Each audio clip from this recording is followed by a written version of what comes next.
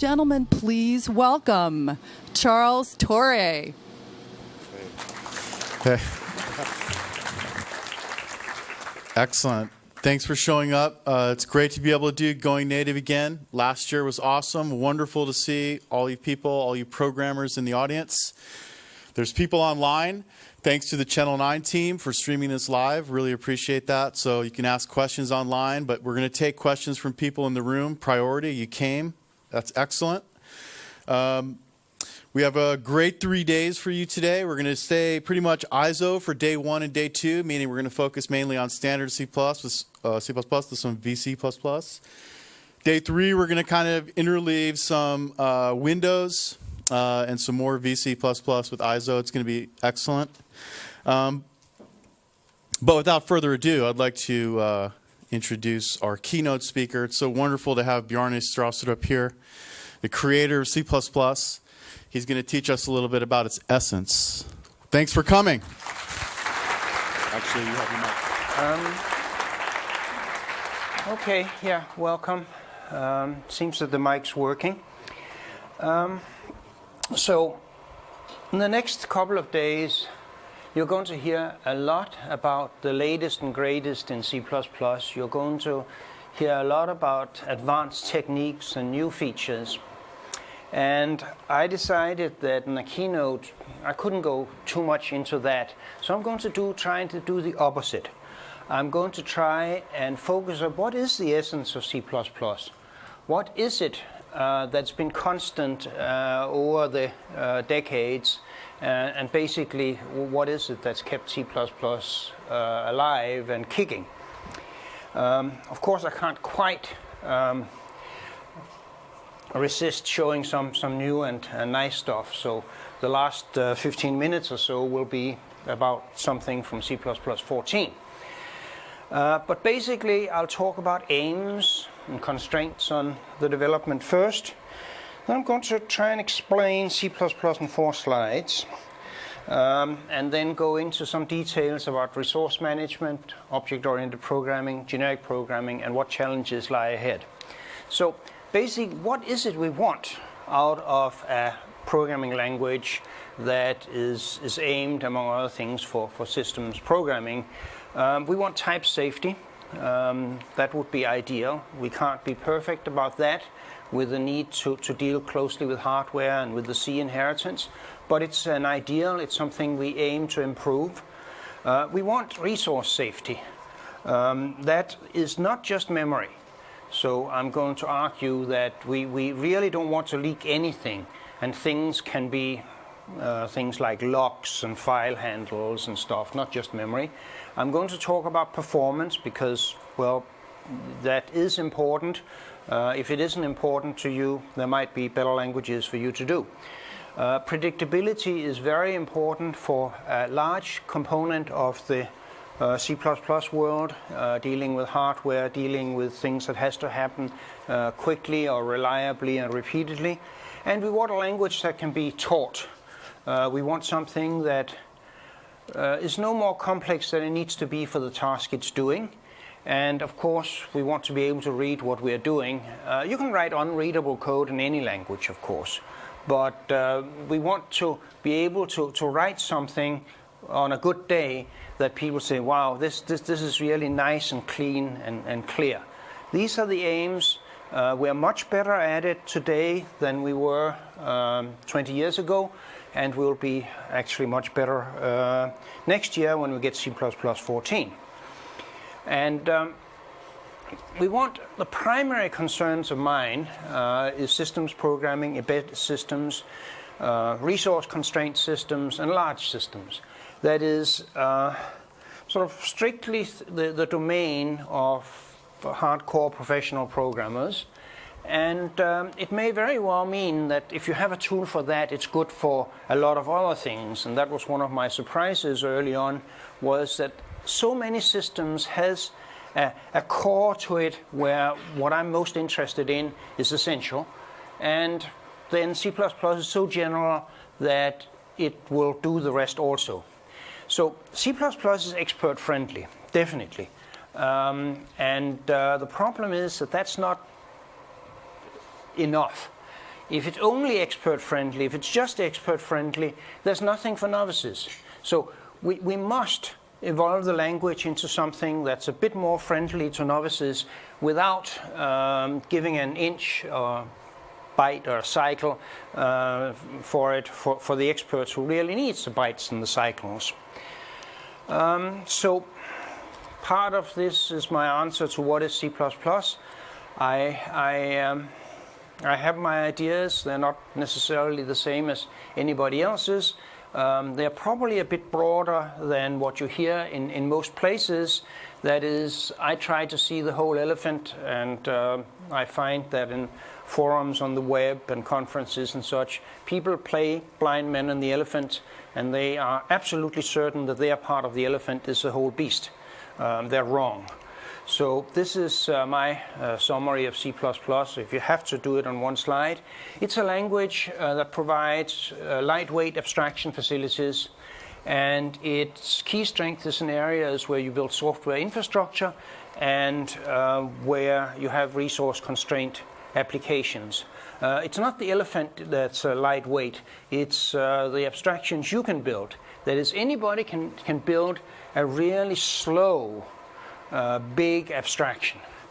But building a point or a coordinate or a complex number that you can afford in competition with languages that have built-in facilities like that is hard, and that's where C++'s strength is. C++ is comes from two of the main lines of development of programming languages. There's the lower line here, where it's basically exploit the hardware. You start with assembler. We went through BCP, L, and C, and C++ gets a lot of its low-level stuff from C. You can see the people there. That's, of course, Dennis Ritchie. That's David Wheeler, who was my thesis advisor and one of the 10 people who can claim to have written the first compiler. He can also claim to have written the first program ever running on a stored program computer. So this is a good thing, a good long tradition. Exploit the hardware maximally. On the other hand, the biggest improvement in programming languages ever was done by Baggers and his team at IBM when they decided to improve productivity of programmers by letting programmers write in a language that was fit for humans instead of this load and store hardware close stuff. So they got Fortran, and you could get programs written in exactly your own language, provided you were a certain kind of engineer and certain kind of scientist. So that's how we got Fortran. And as soon as this idea was had, everybody wanted a language from their particular domain. So the business people got COBOL, where you could say business-like things, copy files, write to tape, and things like that. And very soon there was a couple of hundred of these languages, and it was a terrible mess because every language was good at one thing. It spoke one language of one subset of the computing community. And so the brilliant idea here from Christian Nygaard was to generalize this thing. Okay, if you have a concept, if you have an idea in your head, on your blackboard or whatever, you should be able to put it into the language in general. So instead of building languages around special purpose concepts, you provide the facility for building new things. They called it classes and class hierarchies. And so here comes the line of general purpose abstraction from the hardware. And I borrowed that and got the initial C++. And we've been developing that ever since. And there's been other developments in the world, of course, but I'm talking about this line here. So what we need is to be able to do things really well close to the hardware, as well as anybody, and provide general purpose abstraction so that we can actually get the concepts we need in our programs, as opposed to always talking about bits and bytes. So C++ is, of course, not perfect. Anybody who claims to have a perfect language is either a salesman or a fool or both. And C++ doesn't actually aim to do everything for everybody. There are things that are less interesting and things that you just don't need, say the efficiency of the close to hardware things, or you don't need the abstraction. So there are alternatives. We're not trying to be everything for everybody. It has a solid fundamental model, despite of what you might have heard or what your professors might have taught you in class. There's a quite solid model for what C++ is, and I'll try and convince you about that. But basically it has C's model of the hardware, and it has facilities for principled added new concepts to a program. And then this has been refined for 30 plus years. That is, it works. This also means that it has a lot of warts. It also means that we know the warts. People very often choose something new because, well, they haven't learned its weaknesses yet, so it looks perfect. We know the problems with C++. That's partly an advantage. Long-term stability is a feature. That is, in the depths of all this compatibility stuff and crud, you find that it is really nice that my programs from 10 years ago still runs. It's really nice because it sort of assures us that our programs will run in 10 years. Again, we're trying not to break old code, and performance, we want to be a match for everything, and usually we are. This leads to a set of interesting applications, for instance, that are very widely used. It actually, what C++ offers clearly pays off for somebody, otherwise they wouldn't be using it.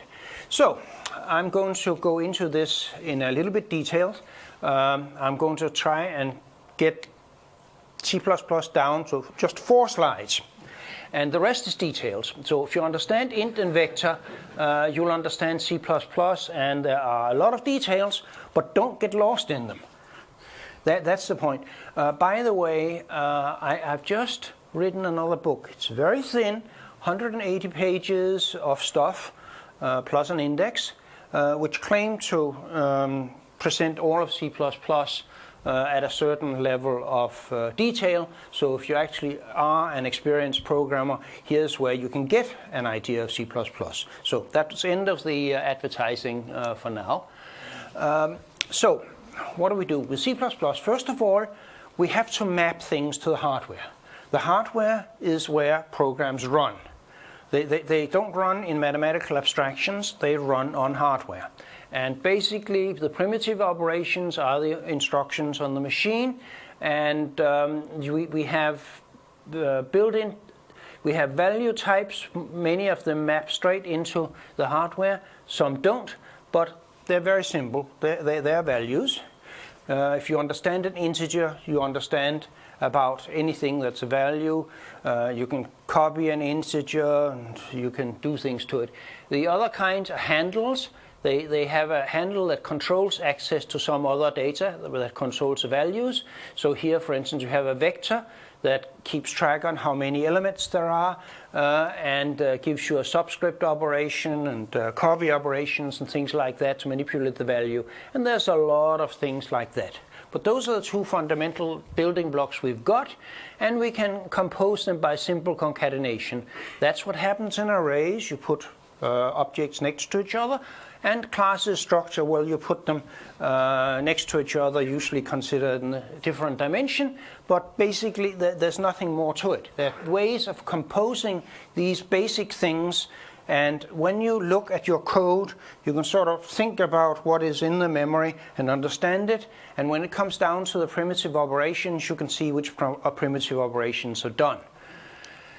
Then, to get away from this very concrete low-level view, we have classes. And the most important part of classes, I think, actually is constructors and destructors. We define ourselves a new type, and we initialize it with some value. That's called a construction. and when we are finished, clean up the mess. So if this is a resource handle, this will acquire resources, and this one will release it. So basically, here's a quote from about 2 weeks into the design of CV classes a long time ago. A constructor establishes the environment for the members to run in. The destructor reverses its actions. Slightly paraphrased because I hadn't invented the words constructor and destructor yet. But that's where a lot of C++ comes from, right there. And now, once we've got classes, eventually we get abstract classes and inheritance. Here's the way we define an interface that completely insulates the users from the implementation and vice versa. It has a couple of virtual functions that are pure virtual functions. There's no data member, so it's not a brittle-based class. You may have to manipulate these things through pointers and references. At least that's what essentially everybody does, and that implies some overhead, and it applies some lifetime management that can be very messy if you don't think it through, and you can build these hierarchies based on it. Next, we have parameterized types and classes using templates. That's the essential support for generic programming. And secondarily, it allows compile time computation. Basically, you can have a vector that's parameterized by its element type. You can have a sort function that's parameterized by its container type. And so we can make a vector of doubles like that. And we can sort some vector with that. That's the essence of generic programming as represented in C++ and supported. So there are some things that is not C++. As I said, it's not everything. And some of the things that are really quite fundamental in the design of C++, for good and bad, is there's no crucial dependence on a garbage collector. A garbage collector is a centralized resource, so there's contention for it in a machine. I remember the big old Sun machines, 64 processors, real beast, and what do? 63 of them sit waiting for the garbage collector. So C++ was designed not to have this problem, and it has other problems in exchange, but this is a fundamental decision. Similarly, there's no guaranteed type safety. We did not want it for all constructs. We needed C compatibility. We have history. There are needs to deal with hardware that requires breaking the type system. We would like to minimize it. We would like to encapsulate it. But there was a decision a long time ago that C++ runs on the real machine. It's not a mathematical abstraction that it runs on. And there's no virtual machines. If you want to run on a virtual machine, you can. But something has to run on the real machine, on the real hardware. For instance, the implementation of a virtual machine. And also there are many domains in which you cannot afford a virtual machine and you want to exploit facilities of the hardware. If you're running in a virtual machine, exploiting a GPU gets rather tricky. If you are on the machine itself, you can go into something that might be type unsafe and it might be an extension, but you can get there. I have a few pictures on these slides. They tend to have something to do with C++, so you can wonder what it is. That there is a distributed computing system with wheels. There are also things that are not C++ for reasons that are regrettable, but they're market realities. There's no huge standard library because we don't have an owner, we don't have a sugar daddy that can produce free libraries to ensure market share. We would like to fix that. I'm sure Herb will say something about it. Yeah, he's got a big grin on. It's one of his favorite topics. And we'd have no central authorities to approve, reject, or help integration of libraries. Integration of libraries is very difficult. And we'd like to do much better than this. But for the moment, these are the market realities. This is the way the world has been for C++ all the time. And so we have no standard graphics and GUI. We have sort of maybe 25 competing frameworks, which is just as bad as none, roughly.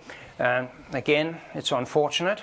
We don't have all of these things here standard. They exist. You can pick them up. You can use them today. But they are not standard, and we would like to do better than that. I don't know if you remember the dragon book, the knight is slaying the dragon of complexity or something like that. Well, sometimes the dragon wins. Okay, so going to start on slightly more technical things. We're going to look at resource management. Basically, we have things that we would like to control in the system, like memory, the elements of a vector, the characters of a string, the file handles that the operating system provides, threads, locks, and things like that. And basically, what we want to do is to have a handle that we use to control access and make it convenient to use these things. And basically it uses, the standard way of using this is it uses the constructor and destructor. The constructor acquires the resource, here it's memory because this is a vector, and the destructor, well, gives the memory back again. So it's very simple. Here we have a function, it has a vector, it makes a vector, and at the end, whenever we leave this function, however we leave it, the destructor cleans up by releasing the memory again. And the basic idea is very, very simple. The details can be quite hairy, depending on the resource, depending on the constraints of the problem and such. But keep that picture in mind, and you can write a lot of good code. The handle is usually scoped. As long as the handle is in a scope and not put on the free store itself, unless held by a handle, cleanup is automatic and simple, and the resource is held for a minimal amount of time, namely the scope in which it was created. And basically this is sort of the code here. What does a constructor do? It requires a resource, sets the memories, initializes the memories needed to control things, and possibly does some initialization over in the resource it has acquired, and the destructor reverses that. Very simple. So a resource is anything you acquire and have to release explicitly or implicitly. That's my definition of a resource. And a resource should have an owner. I really dislike stuff that just floats around the system, and well, people hope somebody will take care of them at some point. If there's an owner, the owner's job is to make sure that the lifetime is managed, that it's initialized properly, that it's cleaned up properly. And the ultimate root of a resource is a scoped handle. It doesn't have to be scoped, but it's much easier if you keep it in a scope. This is often known as resource acquisition initialization. Horrible mouthful, often reduced to RAII. I can say it's a horrible mouthful because I invented it and I named it. I should have named it something better, but well, hindsight is relatively easy. And basically, if you fail to acquire your resource, you throw an exception. It's one of the fundamental reasons there's exceptions in C++. It is there has to be a way of getting out of a task that you've been asked to do and can't do. Like a constructor that can't construct its object has to be able to get out of there. If you don't have exceptions, you have to fake them. You try to construct an object and the object is set in a bad state and you have to test the valid bit or something like that. Pretty horrible stuff. And basically the rules for not leaking becomes never throw while holding a resource that's not owned by a handle. So if you do something silly like acquire some memory and just hold it, a pointer to it, and then throw an exception, you're in deep trouble. We'll get back to that. Okay, so here's an example. We have a mutex. It's a system resource, and we have something we want to share, which is the shared data here. and we want to control it by a mutex. A mutex is a system resource, and it is represented in the standard library by the mutex class. And the mutex class actually is a handle to the system resource. And so, system resource, yeah. Just think about it as a system resource. We go into a scope, we take a log on it. That is the local object that holds the mutex, use the data, and then we get out of there. And we don't care how we get out of there. Now, this is, of course, overly simplified. We often have more code working in a critical region than just there. So we can get out of there by returning, by falling off the end of the scope, or by throwing an exception. But in all of these cases, the lock guard will release the resource. That's the main point. Acquire, use, and release. So here's an example of what code I find when I look around that I think is pretty awful. It's not just written by Java programmers, but it's actually getting more common than it used to be. There's always been people writing code like on the screen here, but unfortunately this is an increasing problem. So I get a gadget, I get it on the free store, I've learned object-oriented programming, everything has to be off in the free store and manipulated through pointers, so that's what I'm doing. Then I go down, I may throw an exception, and somebody might say, well, exceptions are bad because I just might have leaked a gadget. No, I'm saying you did something else wrong because you can get the same problem just from returning. In other words, I have this gadget here that I've acquired and I have to delete it, and somehow that puts major constraints on what I can write in this function. In particular, I mustn't leave without deleting P. And people then say they want a garbage collector, but you know, I didn't tell you what was inside the gadget. If that's just memory, a garbage collector will help you. If it's a file handle, a socket, and a lock, the garbage collector will not help you. So this code is bad. If I throw here, I have leaked a gadget and the gadget holds a lot of things. Well, so naked pointers are bad because they're hard to manage. So people say, let's use a shared pointer. A shared pointer is one of these handles, and it holds a pointer. And when you acquire a pointer, it holds it, and if you get out of this scope, the shared pointer will release the resource if it is the last one that holds it. In other words, a shared pointer is a form of garbage collection. If I have a shared pointer, I can give you a copy and I can give you a copy, and the last one of us that gives up their copy will destroy the object. That's the idea of a shared pointer. But you know, I'm not actually sharing anything with anybody here. That gadget is mine, all mine. And so why am I dealing with garbage collection here? Even the shared pointer version garbage collection. If people think I'm misusing the word garbage collection, remember that originally garbage collection was defined by shared pointers, counted pointers. And there are languages that call themselves garbage collected because everything is a shared pointer. So this is a form of garbage collection. But you know, the use count for that gadget goes from 0 to 1, and eventually it goes from 1 to 0. That's all it does. I'm not sharing anything. There is in the standard library a unique pointer that will allow me to say just hold on to this one. Destroy it if I leave the scope, when I leave the scope. And that's all. That's unique pointer. Don't share it with anybody. That's fine. But you know, why am I dealing with pointers here? Actually, the code I would like to be common and colloquial is like this. I make a gadget. What should a gadget be? The gadget should be a nice thing. If it holds something, it'll be the handle for what it holds.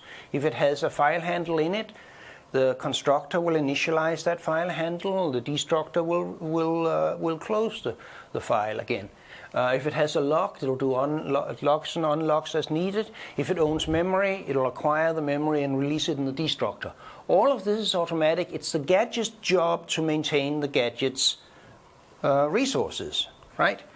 I mean, I have an abstraction, it should be a proper abstraction. So this is no longer a problem because the destructor for the gadget will take care of it.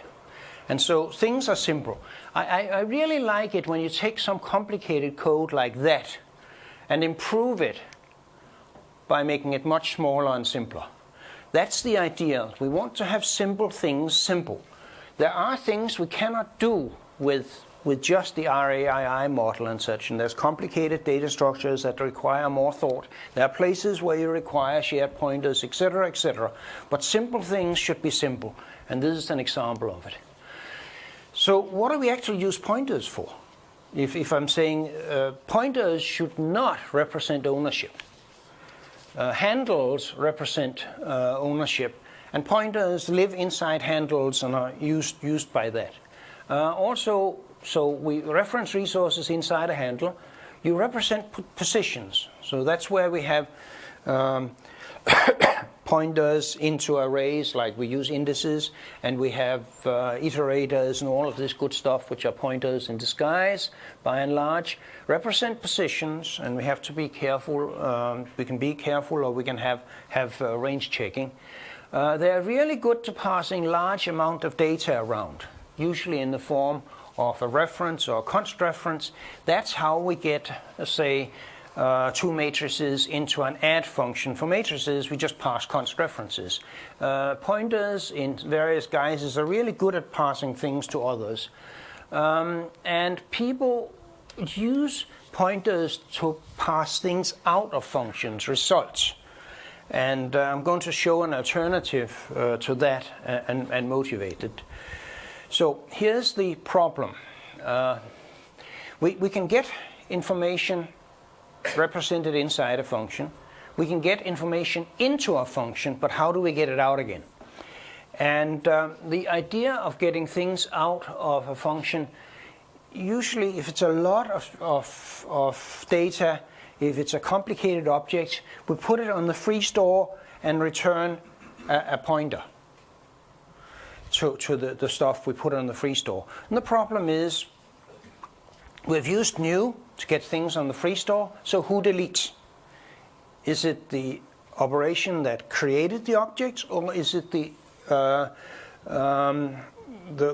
that called that object? Neither of those solutions are ideal. Neither of those solutions are unmanageable, but a lot of the unmanageable resource management using a lot of pointers has its root in this problem. People don't decide who owns what and who's supposed to clean up what. So things pass through an interface and disappear. We can try and solve it by references. That's even worse, because if I return a reference to something that's on the free store, somebody still has to delete the pointer, and the obvious question is, what pointer? I don't see any pointer. A reference looks, when used, just like an object, and you have disguised the problem rather than solved it. We can pass a target object. So instead of adding two matrices and returning a result, we can say add a comma b comma c. It takes a plus b and puts the result in wherever c points to. That's a popular way of doing it. And the problem is that we're regressing towards assembly code. And output parameters is a well-known source of complexity and confusion. And when I say plus a comma b comma c, what does that mean? I have to read the documentation. At least we have got consts so that we can tell which ones were supposed to be inputs and which ones were not. But if people are not consistent, or if they just look at the code, what's what? This is a source of bugs. Similarly, the code that beforehand just looked like A becomes B plus C now looks declare some result type C and then plus A comma B comma C. That sometimes it doubles the amount of code you have to write. So I don't like that solution. It works. It's sometimes the best we can do, but we are regressing. We are throwing away a few hundred years of progress in notation. And we can return an object, and when we try that, that works nice. If the object I'm returning is an integer or a complex number, it's not a problem. If it is a matrix of 1,000,000 elements, even a modern processor can feel the pain. And so copies can be expensive, and then we start inventing tricks for returning objects cheaply. Well, that sort of works in the hand of a competent programmer in a code base strictly controlled by somebody who knows what they're doing. It works. But in this area here is where we find a lot of the awful code that for not solving this problem permeates a 1,000,000 line code base and becomes sources of problems. So we can return a handle that's simple and cheap. Don't return the elements of the matrix, don't in terms a pointer to the elements, return the matrix, which is the handle. Okay, so how do we do this? Here, this is the way I want the code to work. I want a matrix that takes plus operation that takes 2 inputs and produces a result. And I want to do that by making a local variable. I want to fill it up with the good stuff I want to get out, and I want to return it, and I want to write my code like this. And this works nicely.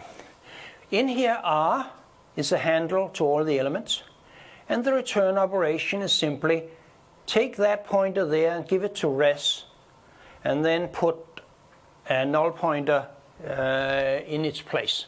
That's known as a move operation. Even little kids can understand this. Look, here's an object, right? I moved it over here. It's not here.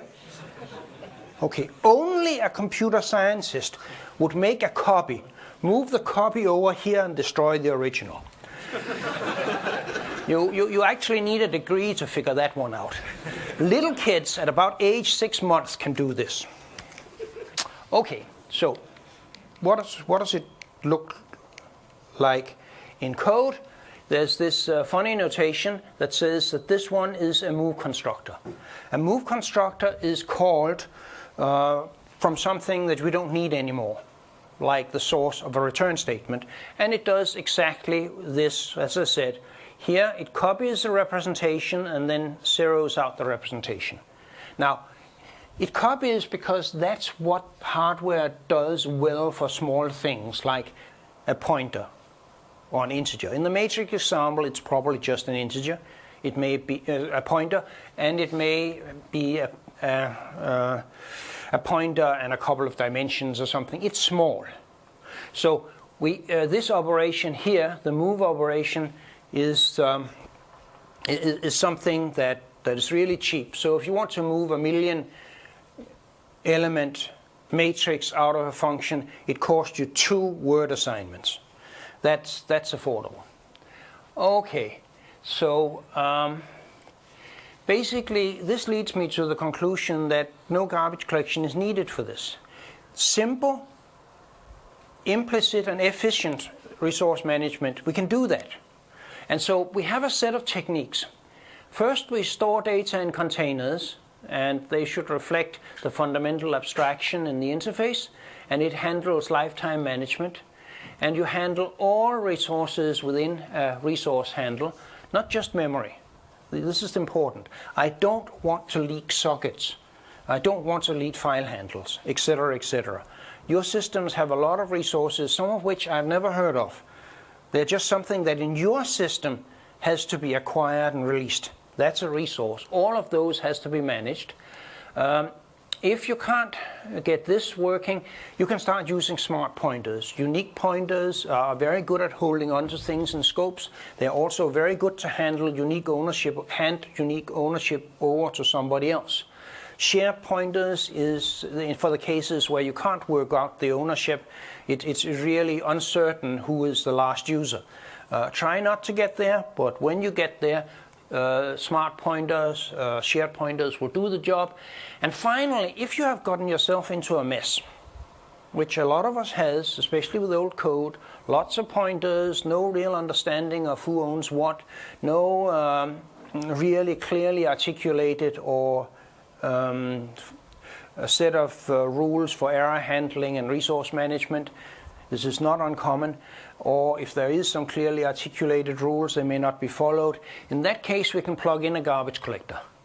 And we get what's known as litter collection. There shouldn't be much garbage because we've already dealt with most of it there. So it's relatively cheap. C++11 specifies an interface for this.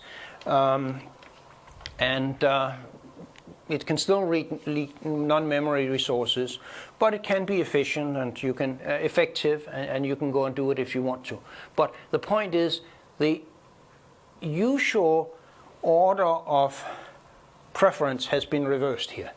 It is not that the ideal is garbage collection, and then if we don't have garbage collection, we will do something else. No, the idea is perfect resource safety with minimal overheads, minimal resource retention times, and then eventually, if everything else fails, we can plug in a garbage collector. At this point, garbage collection becomes cheap. So, I sort of feel uncomfortable when I don't show code for a while. So let me show just a little bit some of the facilities that we have in C++11 with the general purpose of making simple things simple. So here I want to find all v's in C. And C is supposed to be a container, V is supposed to be a value that might be in the container. And how do I want to return that? I want to return a vector of pointers to the elements in there. So I know where all the pointers is. So basically I'm gathering the addresses, the pointers to all the elements that have value V in a container. That's fine. That's what I want to do. And I implement it by taking a local variable and I fill it up. I use the new for loop, the range for loop, and I said for all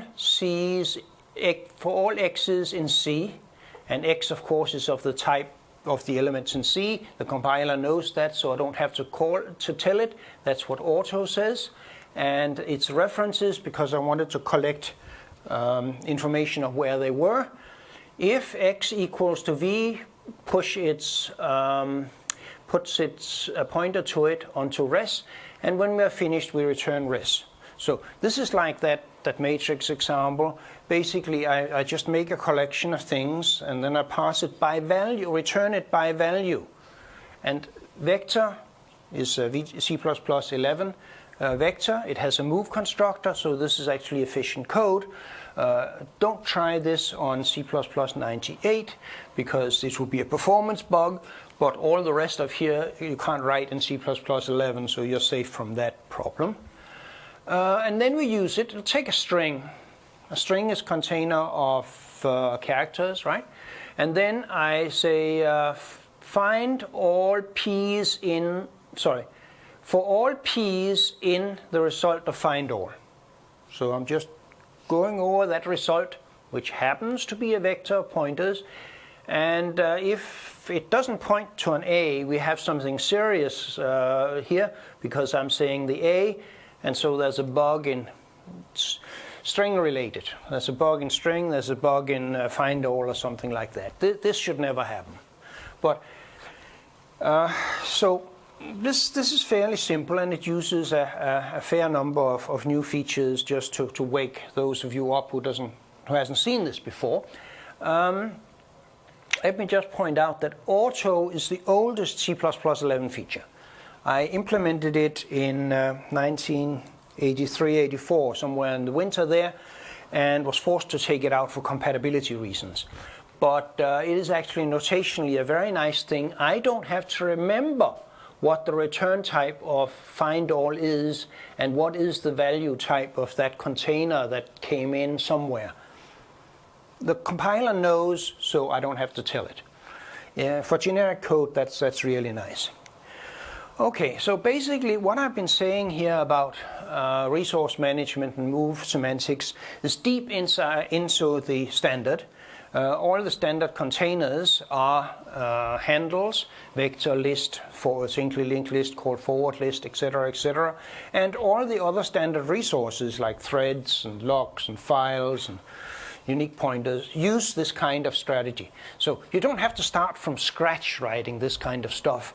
It's already in the standard library, and you are probably already using it. If you are sorting a vector, you're already using some things like the move. Okay, now no presentation of sort of the essence of C++ could fail to mention object-oriented programming. But you know, these days I find just about everybody knows most of what there is to say, so I'm going to keep it very brief.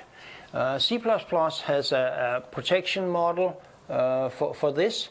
You have public, protected, and private stuff. I like stuff to be private because that limits the number of pieces of code and the number of programmers that can mess it up. If you have to use protected, there's no universal base class because I consider a universal base class an implementation-oriented artifact. There simply is nothing that is common to all types in terms of representation or interface.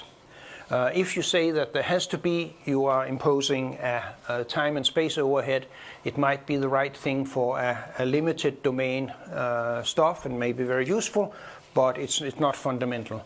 And a universal base class easily get to become overly general because that is really where you put things that are common for everything, and so you get more and more, and it gets harder and harder to maintain. There's multiple inheritance. This is considered controversial in places, but everybody who has static typing in any form has multiple inheritance of interfaces. And so I consider that non-controversial. And so abstract classes provides the most stable interfaces and the best separation between interface users and implementers. So we need multiple inheritance for that. Sometimes it's also useful for data. There's some minimal runtime type identification.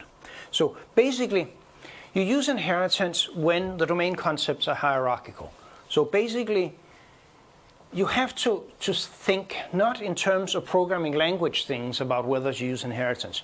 You have to think in terms of the problem you're trying to solve, the information you're trying to represent. And if you have a genuine hierarchical system, my usual example and the oldest ones are vehicles. A truck is a kind of a car, is a kind of a vehicle, and that kind of stuff. You use it. And it's very powerful. However, it has been seriously overused. There are people who think building a deep hierarchy equals good programming. And no.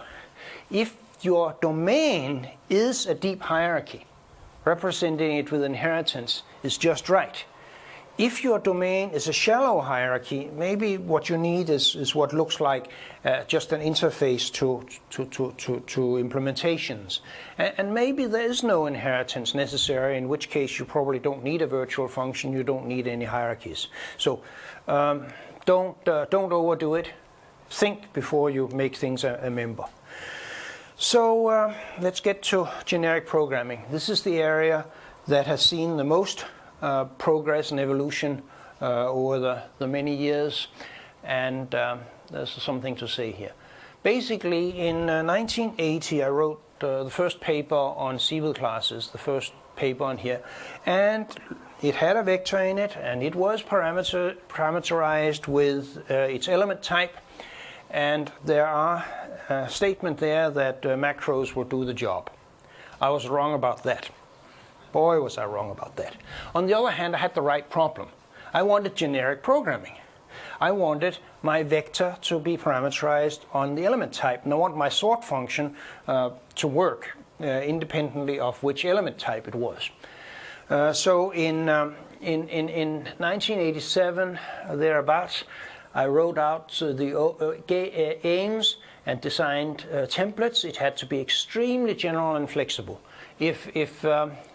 If it only can do what I can imagine, there's just something wrong, because my imagination is not equal to the needs of even a room full of people like this, let alone all the programmers there are. There has to be zero overhead. And the reason was that my least favorite data type in C and C++ is the array. An array in C is a data type that's so stupid that it doesn't even know how many elements it's got. And that's a source for a lot of problems. It also converts in strange ways. It's a problematic. So I would like to have a vector or matrix that would be a useful replacement for arrays in most cases. And the C and parts of the C++ community is obsessed with performance. So basically the zero overhead comes in here, not a byte, not a cycle. So we had to be able to do that. You have to remember that most people who think about abstraction and generic code thinks about indirect function calls. And you can't go through a jump table and still have performance comparable with manipulating arrays. Imagine if your operation for subscripting or your operation for going 2 elements over in an array was a virtual function call. You're dead in the water compared to arrays, and arrays would live on forever. So, and also, of course, I wanted well-specified interfaces like everybody else. I knew that a well-specified interface is the foundation of a lot of good architectural stuff. I was the one who put function argument checking and conversion into C++, what later in C became function prototypes and such. It's one of the first things I did. I knew the value of that. On the other hand, you know I didn't make it. 2 out of 3 ain't bad. Got the first 2. But the third failed miserably. It has kept me concerned, worried, and working on it for 20 years. And I'm going to finish this talk showing where the current state of that work is. But basically, I don't think I had a choice back in '87. I don't think anybody knew how to get all 3 simultaneously. And if you have to pick only 2, I made my choice. For C++, it was probably the right thing. So what we have templates, they do compile time doc typing. Basically, they expand the code, and then it checks the expanded code.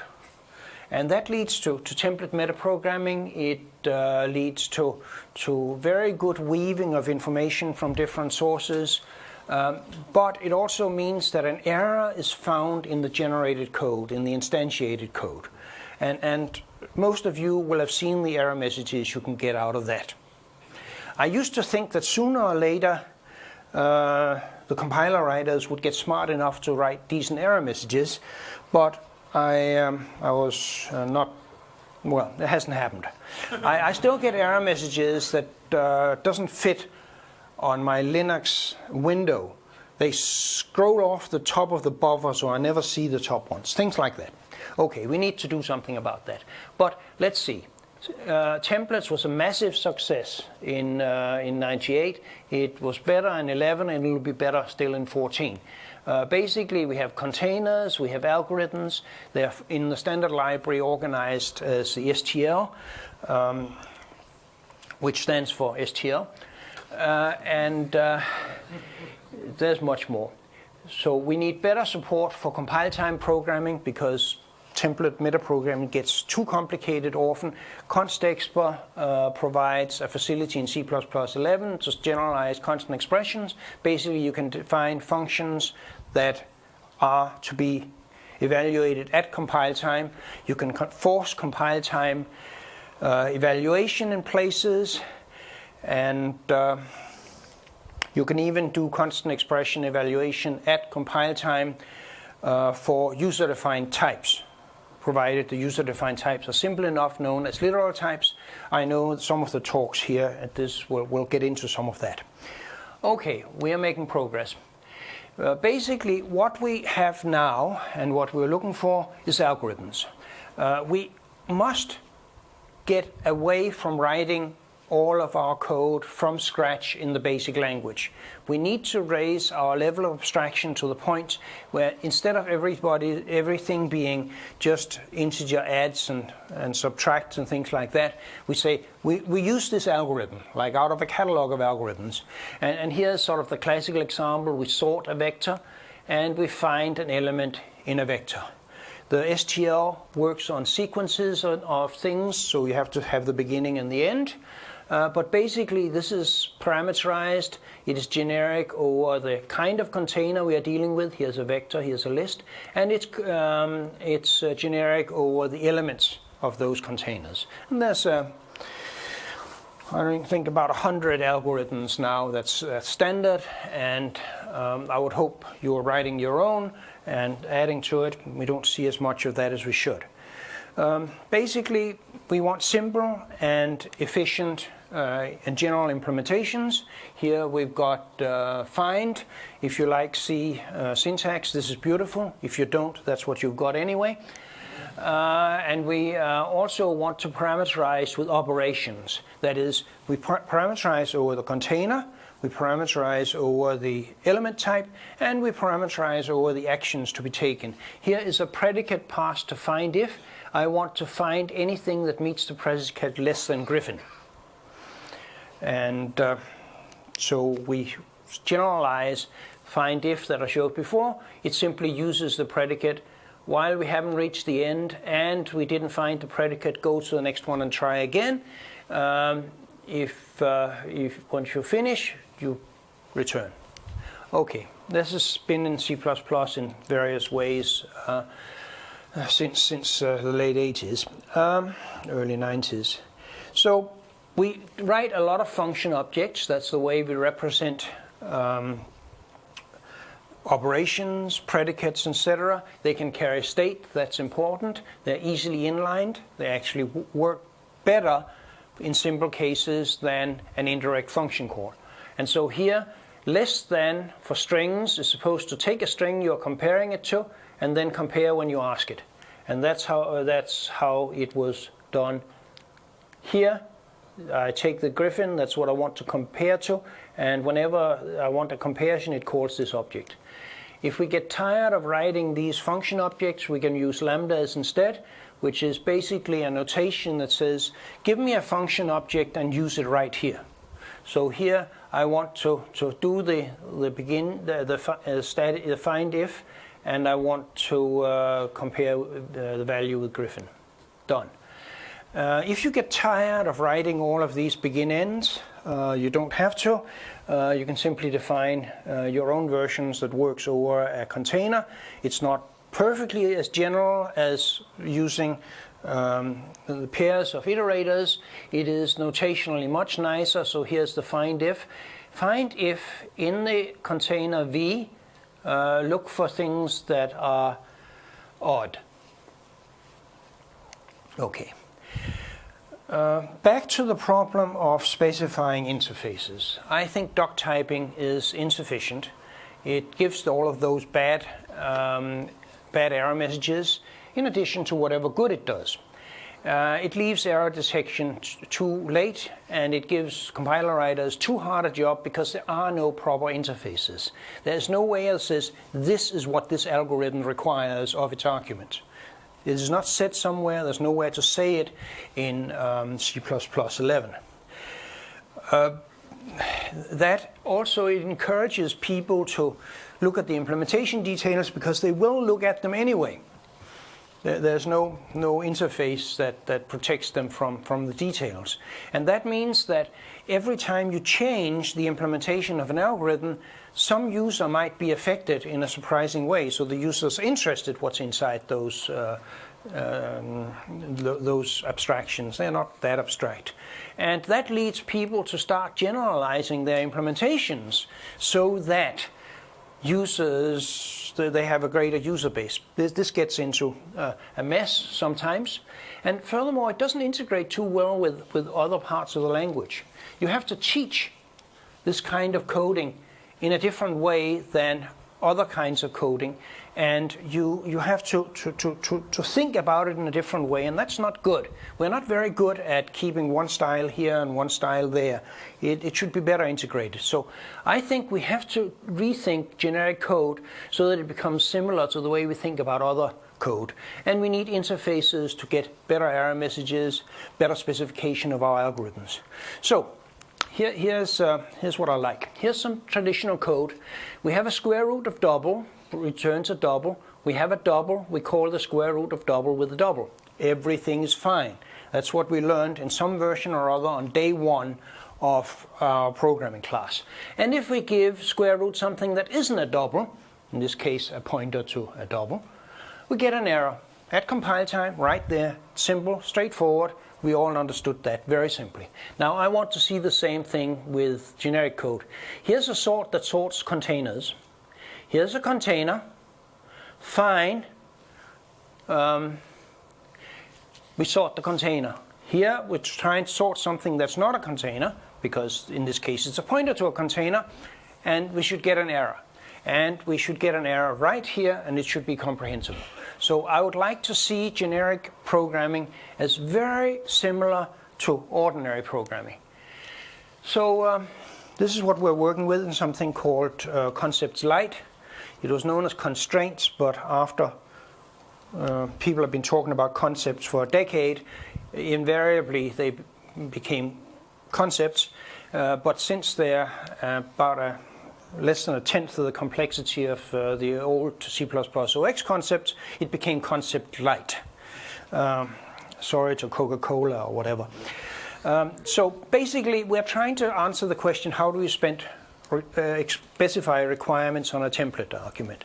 And we want to state the intent, and we want point of use checking. So we're basically providing a set of functions that states what we are requiring of an algorithm.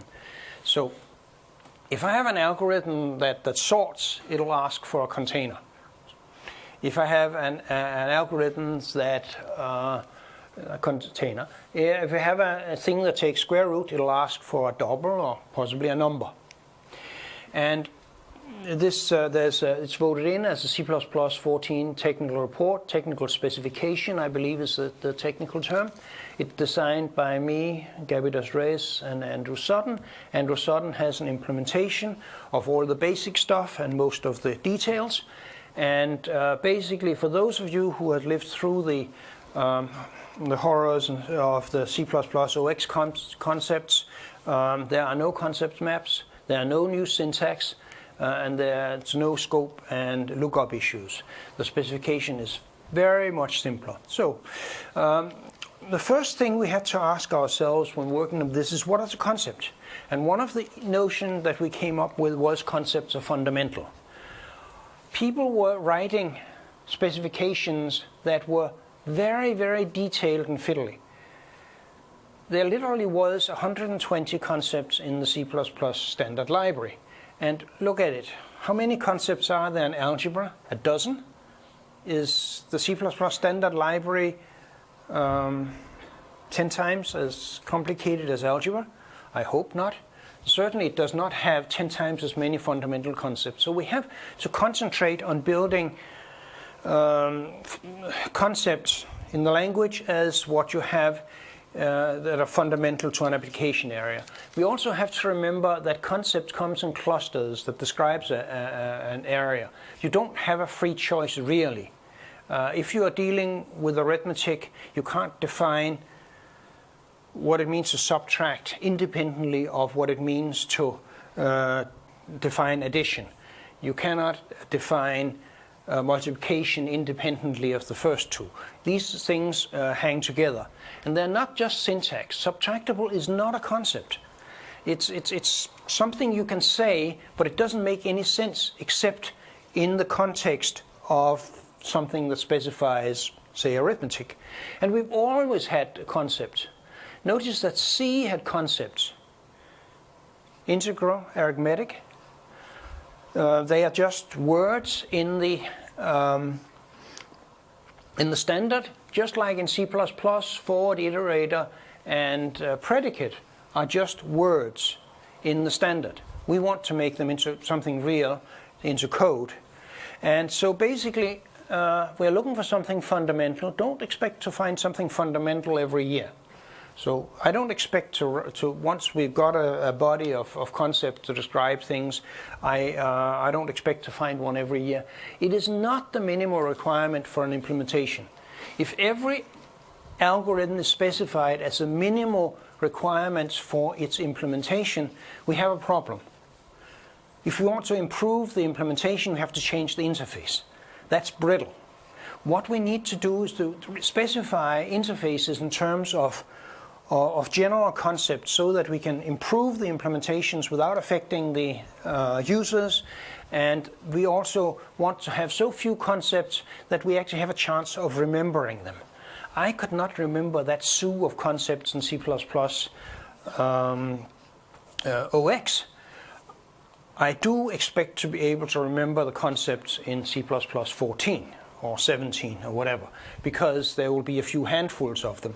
Andrew Sutton and me worked on something, and we got the STL down to 16 concepts.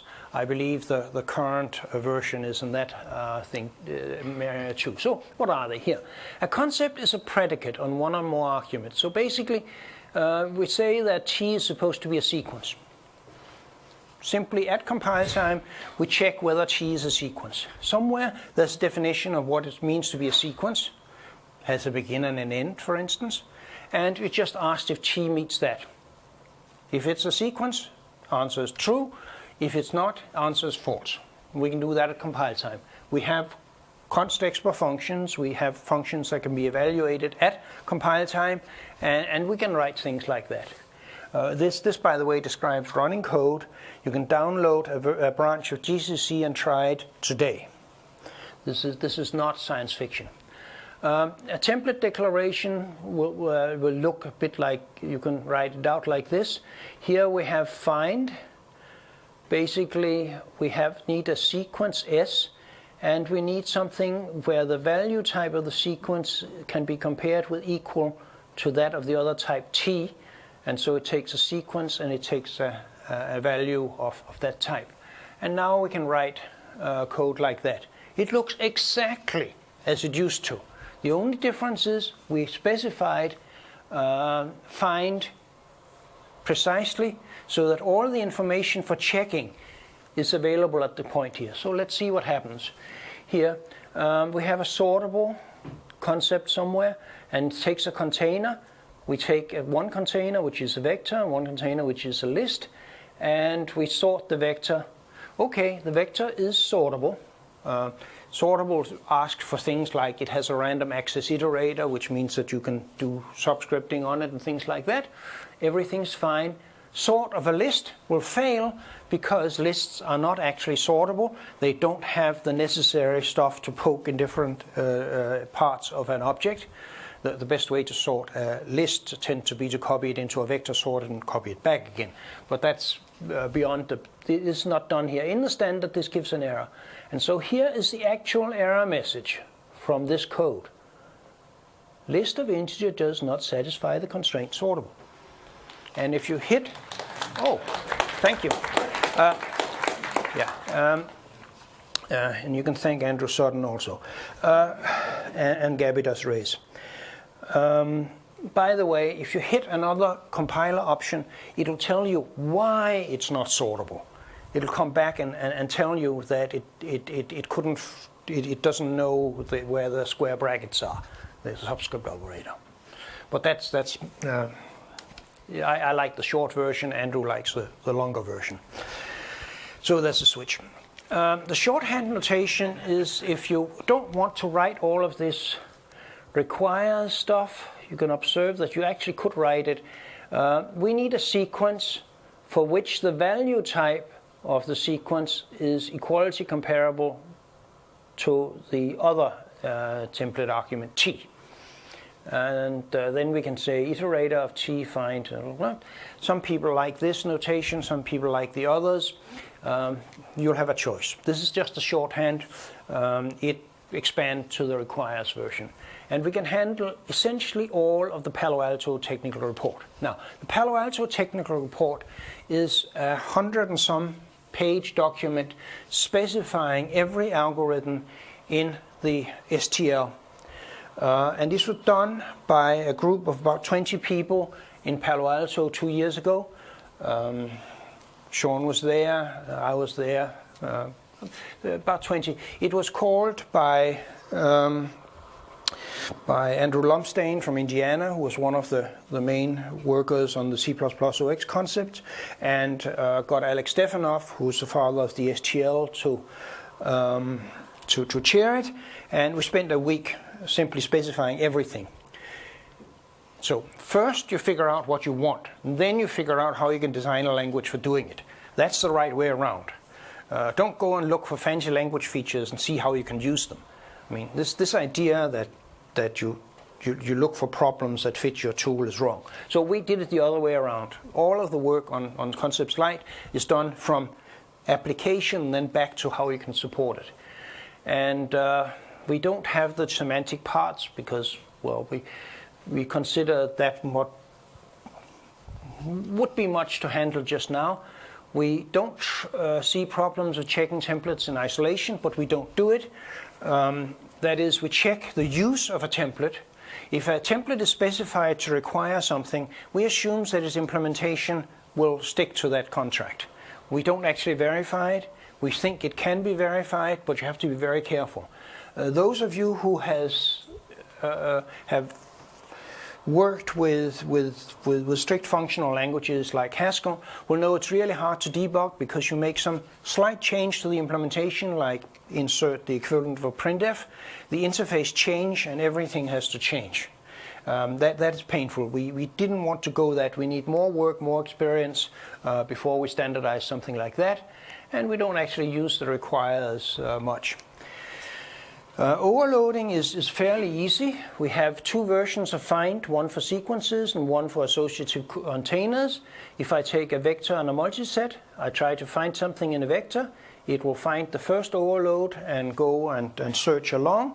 For the second one, it'll notice it's an associative container. It'll pick the second one and it will do the search in the associative container, which is certainly not a linear search through it. That works.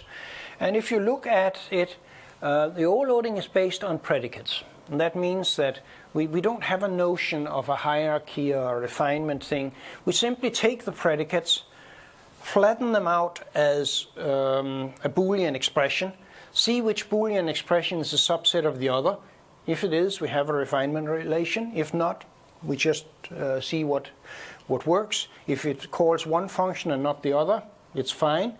If it can call two, we pick the more specialized one. And if it can call two and they are not specializations of each other, it's an ambiguity error.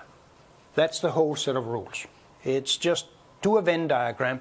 That one, and that one. Finished. So we compute what the ambiguity resolution is supposed to be. And the classical example here, we take advance. Here is advance that takes an input iterator. Here's an advance that takes a bidirectional iterator. And here's the one that takes the random access iterator. They are implemented differently, and we are quite capable of picking the right one in all cases. Okay, how do we define it? Well, they're just Boolean expressions, so you write Boolean expressions. Boolean expressions get tedious, so you write functions that are return Booleans, and this all works in. To help you write, there's a requires expression that takes expression, and if it is a valid expression, it'll return true. If it's not, it returns false. This was supposed to be an implementation details, but everybody screamed they wanted it, so it's now part of the technical specification. And to recognize them syntactically, as I'll show you why we need to do that, we call them concepts rather than const expr. But we simply take the word const expr out and put concepts in, and so they're the same thing except for the syntax analyzer. So, how do we get to sort of container? Basically, it's a terse notation is what I call it. It means sorting a container means sorting a type that meets the container requirements. And basically, that again means give me a type, check the container requirements on it, and use that type as an argument. So basically, these three are equivalent. I use the underscore to show that it's actually not it's a generated name that you can't actually refer to, but this is equivalent. So if you wanted to write it out in longhand yourself, you would write something like this. And it'll accept that's a container, and we can do this stuff. So this is part of this idea of making simple things simple. This is the simplest algorithms, work really nicely for this. They're short, and they look just like our traditional functions. So square root takes the square root of something that can behave like a double. That includes integers. Basically, you could think of the sort function as being, the square root function is being specified with a predicate that its argument has to be able to behave like a double. So we do the same thing in more general with sort. It requires something that can behave like a container. And we have this little predicate for testing it. Now we get back to where I want it to be. Here, sorts of doubles. This works, this doesn't. Sort of containers. This works, and this doesn't. And we get the one-line error message there. So we can start thinking about generic functions exactly like other functions, and they look like other functions. Now, going from the simplest cases to the more complicated one, let's see that this actually, how we'll handle the complicated ones. Here is, here's merge. It's, it says merge right there. It's pretty ugly. It has given many people headaches, including me. And if you think that's too easy, try accumulate. It's even worse. So we need to get this stuff under control, and we looked at this. That's just too ugly, it's too easy to make mistakes, it's too repetitive. Not good enough. So let's try and simplify it a bit. We can say forward iterator, we use the shorthand, and we use one requires, which is the predicate that takes these three and checks the connections between them. For complicated algorithms that take many arguments, very often you have predicates that takes all of these arguments and works some relation between them. As a matter of fact, I don't think you could have a good algorithm where there was no relationship at all. Well, that's at least rarer in this domain. And so this is quite readable, and we are trying to attack this problem.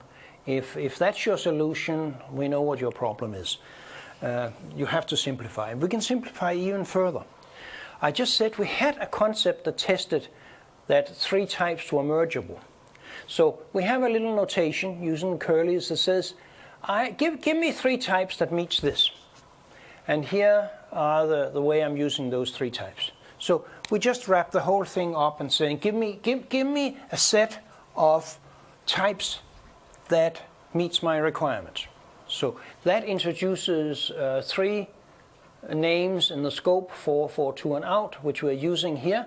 And it says that once you give me that in a call, I will execute the predicate mergeable on them to see whether it works. And that's the way it looks, obviously. We take three type names. The first one has to be a forward iterator. The second one has to be a forward iterator 2. Not necessarily the same forward iterator type. And then we have an output iterator, and we have some assignable requirements and a comparable assignments, and that's it. It's just a predicate.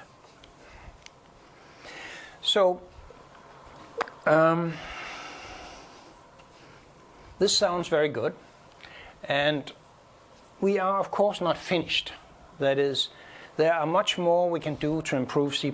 So let me finish off by looking a bit on the challenges that's facing us, and they are many and complicated. Those of you who are into ancient Greek knows that this is one of the labors of Hercules.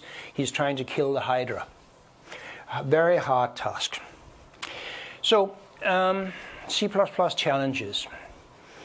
So we want to make a better language, and we also want to convince programmers that the new stuff is actually worthwhile. And that's relatively easy from actually getting people to use it in large code bases.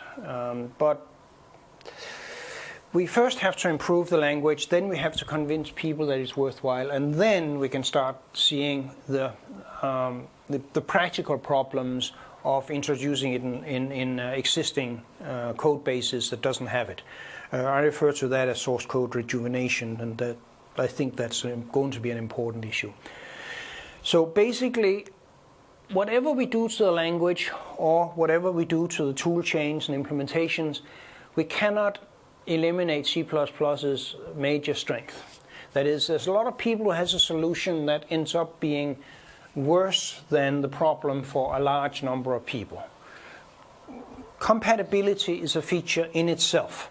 That means that ugly things will not go away even when we provide good alternatives. We just have to get people to use the good alternatives where they can. So compatibility is necessary, performance uncompromising, portability where appropriate, and we would like to increase, not restrict, the application areas. If we could restrict the range of applications, we could get a much prettier language. But actually there's a quote by me from about '84 that even I can design a prettier language. That just wasn't the exercise. It was not the aim of it. It was to provide a more useful language for more people, for more application areas. And I think that is very well worth pursuing. So the challenge is we would like to close more type loopholes. We need to address concurrent programming. We need something that's higher level than the threads and locks style of programming, which is universal, necessary, and about the worst way of writing concurrent systems that I know of. We need to build libraries that provides higher level models. We want to simplify generic programming. I'm looking at concepts. I mean, some of us have them today, but we should have them all next year. And we want to simplify programming using class hierarchies. I've been doing some work on multi-methods and functional style pattern matching. Some of it is available on my home pages, on the publications. The software is also available. But that's still research work, but I would hope some of it gets into the language. If not now, then later. You have to think in long term in this kind of stuff. Sometimes you have to sort of imagine what the world will be like in 10 years and then try and get there, as opposed to thinking, oh dear, it'll take more than a year, I can't do it. The next quarter is essential and all of that kind of stuff. We have to have some longer term thinking. Let's see. Better support for object-oriented generic programming. I'll get back to that, but I don't like the way the community sometimes falls into different and warring camps when they don't have any need to. We have to support combinations of our programming styles. We want to make exceptions usable for real-time projects. One of the things that I'm sad about is that exceptions are not used for hard real-time. It can be used for soft real-time, and the reason is very simple. We don't have tools that allows us to estimate how long it takes to recover from an error when an exception is thrown. The tools don't exist. I wanted to build them 5 years ago, and somehow I never got around to it. Being in a university, working with students, it becomes difficult to work on a problem just because it ought to be solved. It also has to be publishable, teachable, and fashionable. But we need to make exceptions more usable. And we have to deal with multiple address spaces eventually. The notion that everything works in a single address space is creaking. It's difficult. We get these big memories with lots of cores, lots of things, but they are not uniform anymore. Different memory takes different time to use and such. I think we need to think about that. We want many more domain-specific libraries, and we want to develop a better specification of C++. I think English text is maxing out in terms of what we can handle. So finally, I'll just do a little rant. I really dislike the word paradigm. It was invented by Kuhn and implies some superiority of one paradigm over another, and things change and everything changes and all the old stuff becomes bad. Christian Nygaard said, you know, addition didn't actually become useless and such just because we invented multiplication. Nothing was overturned. You incorporate the old stuff. Maybe you have to rephrase the old stuff. Newtonian mechanics did not disappear just because of Einstein. It became a special case, actually, a very useful special case. Similarly, I would like to see object-oriented programming, generic programming, and conventional programming just as different aspects that you can use in combination. And I want to be able to develop rules for how you do things that doesn't talk in terms of these paradigms, which may become semi-religions. And the focus has been on language features. Do I write templates or do I write virtual functions? And that's an incomplete synthesis. So I think it makes harm. It makes things complicated. It's bad code, and people write code, for instance, if they believe object-oriented is right, they'll write generic code using interfaces and virtual functions, which is less convenient than templates and run much slower. Similarly, you can have people who are so believing in generic programming that they make everything into statically resolved overloading, and they should have built a hierarchy and done a dynamic resolution. It will be much simpler and easier to debug and document. So here's an example of what I mean. I want to draw all elements in a container. And I want that container to have a value type, that is the type of the elements, to be pointers to shapes. Fine. And then I want to, for each element in the container, I want to call draw. Now, this is a generalization of the classical object-oriented programming, draw all shapes. That was first done way back in about 67 for use for a plotter. Before they had screens that could do these kind of things. So this is that old program. So it's obviously object-oriented code. Also, see here, there's clearly a hierarchy of shapes, and there's a virtual function that dispatches to the right kind of shape. This is object-oriented code. Obviously, it's generic. Look, it is parameterized on a kind of container, and you want to do the same, the element types to that, and then you call the for each algorithm. It's clearly generic programming. But it's also very ordinary programming. I just want to draw everything in a container, and I just call a couple of functions on them that happen to be a lambda, but hey, it's just a piece of code that's called. So I don't believe that you can credibly claim this one is one and not the other two. It's all three, and they integrate rather nicely, and we have to work on this integration. Okay, so we've reached the Q&A time, and I'm sure, do we have some microphones that people can use? Because I can barely see people in the back, and I certainly can't hear you up there.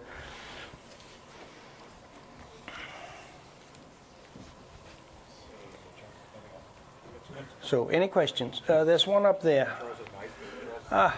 Yes, on a vertical concept slide, parameters were T1, T2, and T3, but in the body, it might be referred as 4, 4, 2, Can you? You probably just found a bug. Which slide? Slide where you defined the mergeable concept. I think it's 2 slides forward. Yes. Yeah, it's an obvious bug. Oh, okay. The compiler would have caught it, but I still haven't figured out how to feed my slides into my compiler. Sorry, I'll fix it before we send out the slides. Okay, this was too fast question. I will ask one more and then I give the microphone back. So I was a little bit surprised that sortable concept seems to imply random access. Because you were saying that concepts are big things. And sortable is? We have not gone through all the details and specified everything, but traditionally in C++, sortable had required random access. We also have a version where if it takes a list, it just figures it out. And I think the Palo Alto TR requires it to be random access. Maybe we didn't generalize enough. There's a round of further work that is a bit hard to do before the compiler is available, and the compiler hasn't been available for more than about 4 months. Thank you. So we'll take. So basically, we've gone over time, but we can take maybe one more question. Just people can know. Tomorrow there's going to be an Ask Us Anything panel. So that's when you can ask questions for a full, 75 minutes and whatnot. So for right now, we got one more question. We have a problem then. I thought that one was counting down to my talk time as I... Well, no worries. No worries. Yeah. Let's take a couple of questions. You can take a couple of questions. All right. Because, basically we're going to cut into a 30-minute break. We'll just make it a shorter break. I will cut it into this... I'm up here. Bjarne break. I have the microphone. I can cut into the break. Hi. As I understand, all those new concept features, they continue like header-only programming, right? And how do you think it's going to affect compilation time? Okay. First of all, no, it's not header-only programming. The interfaces, of course, has to be specified in a header. We do hope eventually to get a separation. But compile time was something that worried us a lot. The runtime was all right for C++ OX concepts, no overhead, and they are all right for concept lights, no overhead. At compile time, we are currently, with the first experimental compiler, running faster than workarounds. That is, if you compare a concept thing with an enable if thing, the concept thing runs consistently faster in the compiler. And this is before we do performance engineering on the compiler. Concepts Lite are designed so that we can take key concepts and make them intrinsics. So I would expect a production quality compiler to have things like regular and ordered as intrinsics, so that you didn't have to go to the header files. It is much simpler than what you're seeing today, and even with a first compiler, it runs faster, significantly faster than alternatives.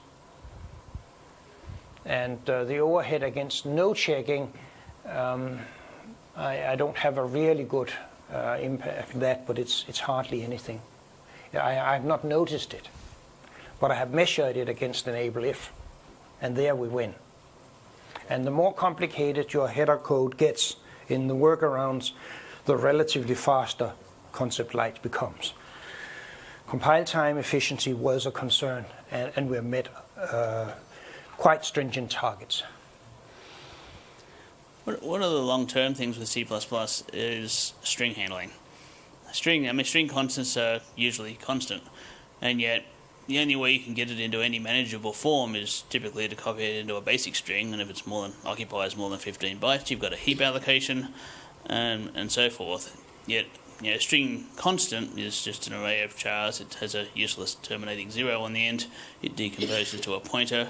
Has anybody given any thought to actually building in better string handling, a more efficient string handling into the language? There are certainly people who have talked about better string handling and for building it into the language. The problem is that there seems to be no general agreement about what is better.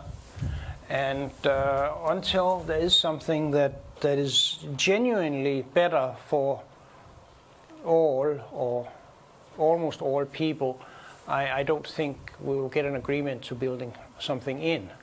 So it's something people talk about, but I have not seen anything really concrete in that direction. In particular, I have not seen the initial agreement about what would be better. When I'm writing STL heavy code, I'm getting tired of writing all the begins, ends, and the iterator pairs. So you showed how to do it. Write a template for the container. What happens if you want to return a range of iterators? What are the tricks there? Let's see. There are. That's what we're talking about. There's a range study group that's trying to work work in this domain, and I don't know what their answer is. I have used a variety of techniques, like a little type with two elements that keeps track of what comes out, but there's no standard yet. But there's people working on it. There is, I believe, a proposal. I haven't read the latest version. That's for 2 weeks from now, when we're meeting in Chicago to look over C++ 14. One more question. There's people agitating up there. People agitating. They haven't had a chance. Yeah. You have a mic over there? Yeah. Okay, so in JavaScript, we had the good parts that really made all the bad parts go away, and we use linter for that. Why not do something like that for C++ to give it a rebirth with all the new things you're adding?